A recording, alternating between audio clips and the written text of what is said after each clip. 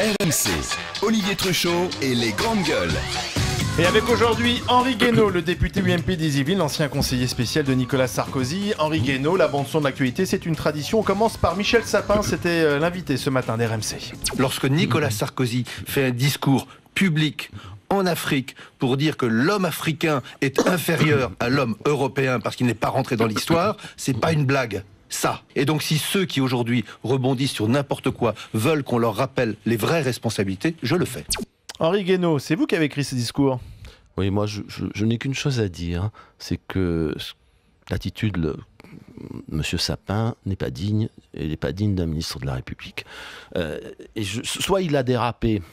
Je ne dis pas que tout ce qui a été dit sur Hollande et l'Algérie était bienvenu, mais ce qu'il vient de dire là est inconcevable. Je veux dire, soit il a dérapé et il présente ses excuses au président Sarkozy, parce que là, franchement, ce qu'il expliquait est tellement éloigné du discours de Dakar, tellement éloigné de l'idée que Nicolas Sarkozy se fait de l'Afrique et de l'égalité des hommes. C'est comme ça que votre discours a été interprété par certains. Certains. Ah si, vous avez toujours... Non mais... certains peut-être. Alors peut-être qu'il n'a pas été bien compris le discours, mais certains ont pensé que vous disiez finalement que l'homme africain n'était pas entré dans l'histoire, contrairement à l'homme occidental. Parce que vous trouvez que l'Afrique a pris en main son destin, qu'elle écrit sa propre histoire. L'Afrique déjà, c'est... Oui, non, l'Afrique, je parle du continent africain. On parlait des pays très différents. Il y a des pays où ça se passe bien. On parlait de... Non, globalement, vous trouvez que le continent africain a pris en main sa propre histoire et l'écrit. Ça faisait écho. Dernièrement, Nelson Mandela a été la preuve vivante qu'effectivement, un homme africain pouvait prendre en main son histoire. Ouais. Mais ce qui est intéressant avec Nelson Mandela, c'est que c'est un homme exceptionnel pour l'humanité et exceptionnel pour l'Afrique. C'est une exception. Voilà. Et si tout le continent africain, si toutes les élites africaines avaient pu avoir la même influence, alors oui, l'Afrique aurait écrit sa propre histoire. Mais c'était pas pour s'en réjouir, c'était pas pour dire que les Africains étaient inférieurs, c'était juste pour faire un constat et le déplorer. Mais il n'a pas été compris visiblement par Michel Sapin.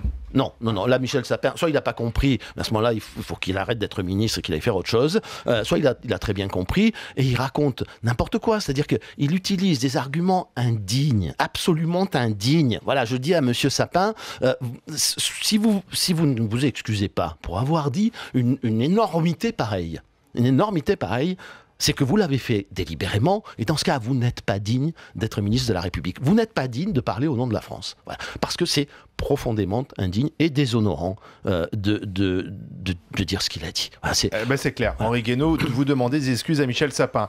Autre déclaration, c'est Charles Becbédé qui décide de monter sa propre liste à Paris, très en colère. On l'écoute. Dissidente, si vous voulez, mais enfin libre et indépendante. C'est clair que j'étais... un peu furieux mardi, j'ai essayé de le dire de façon maîtrisée, bon peut-être que certains de mes mots ont dépassé ma pensée, mais au-delà de ça, il y a un vrai sujet politique, et moi ce que je veux c'est battre la gauche, préparer une alternance à Paris. Voilà, Becbédé donc qui montre sa propre liste de droite et qui finalement symbolise les difficultés de Nathalie Kosciusko-Morizet. Mais Paris c'est difficile, alors Monsieur Becbédé... Vous connaissez, vous avez été candidat avec Seguin. Oui, absolument. Alors, moi je connais pas bien Charles Becbédé, nous ne sommes pas intimes, j'ai rien contre lui, ni en sa faveur.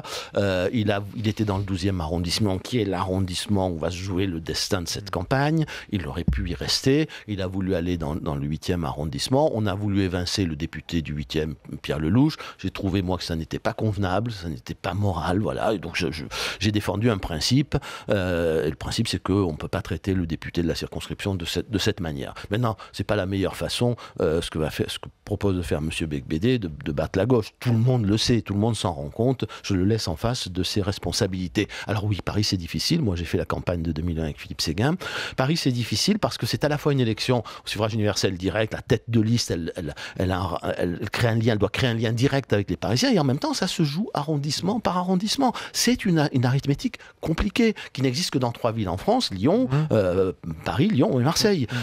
C'est pas du tout une élection municipale comme une autre. Et ce qui se passe dans chaque arrondissement est absolument décisif. Et compte tenu du rapport des forces à Paris, ça se joue aujourd'hui sur quelques arrondissements clés, comme le 14e, le 12e en particulier. En 2001, nous avions terminé avec la majorité des voix, surtout Paris, pour Philippe Séguin, pour les listes de Philippe Séguin, et nous avons, nous avons perdu en siège. Voilà, donc c'est une arithmétique très compliquée. Mais est-ce que Nathalie Kosciusko-Morizet est la bonne candidate ? Moi, je crois que c'est une très bonne candidate. C'est quelqu'un d'intelligent, de jeune, de dynamique. Il y a eu des primaires. Moi, je suis pas un fanatique du système des primaires. Je pense que c'est pas une bonne idée. Mais manifestement, elle s'est imposée comme parmi toutes les candidates, tous les candidats. Donc il faut la soutenir. Mais évidemment, il faut la soutenir. Il faut la soutenir comme il faut soutenir tous ceux qui se présentent avec elle sur les listes. Il y a beaucoup trop de divisions, d'arrière-pensée. Je pense par exemple au 7e arrondissement avec Rachida Dati. Ceux qui sont en train d'essayer de lui rendre la vie plus difficile à l'intérieur même de l'UMP ont tort. Donc vous dites aux dissidents dont fait partie maintenant Charles Becbédé, vous allez perdre votre camp. Enfin, il y a un risque. Je pense que je pense que dans une élection comme celle-ci, ces dissidences ne peuvent qu'affaiblir les chances de Nathalie Kosciusko-Morizet et c'est dommage pour Paris, c'est dommage pour la famille politique à laquelle j'appartiens, mais c'est aussi terriblement dommage pour les Parisiens. Il faut que ça change. Monsieur Delanoë a fait tout ce qu'il avait à faire. D'ailleurs, il s'en va. Eh bien, on devrait ouvrir maintenant. On devrait ouvrir un nouveau chapitre de l'histoire de Paris. Je pense que Nathalie Kosciusko-Morizet peut l'écrire. Est-ce qu'on peut l'aider à l'écrire? Mais allez, dernière. Vous savez, la campagne n'a pas vraiment commencé non plus. On a encore du temps. Elle a encore toutes ses chances. Allez, une petite dernière déclaration sur Nicolas Sarkozy.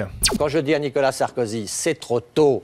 Travaille, prépare l'alternance, mais ne te place pas au cœur de l'actualité dès maintenant. C'est ni bon ni pour toi, ni pour ton parti. Je peux le dire parce que je ne demande rien. L'impatient Sarkozy, c'est son défaut. Moi, je ne demande rien non plus.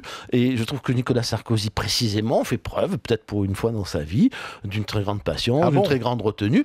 J'ai l'impression qu'on va lui. Mais c'est parce que les journalistes, les médias sont obsédés. Parce qu'un tas de gens n'existent qu'en faisant des déclarations en sortant de chez lui. Mais lui-même n'en fait pas ou pas beaucoup.